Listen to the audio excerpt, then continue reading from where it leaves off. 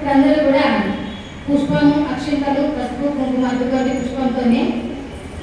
ఇప్పుడు కలశం ఏదైతే వాసవి ప్రతిరూపంగా మనం పెట్టుకున్నామో వాసవి విగ్రహానికైనా కలశానికైనా వాసవి ఫోటోకైనా మీరు పూజ చేయండి. ఓం కృతేంద్రే కాదేవి వేదాయ మిర్గా కలత్వాపరేతో శ్రీదేవి కల వాసవి కన్యక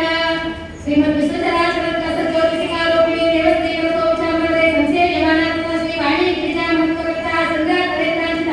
దేవి వాసవి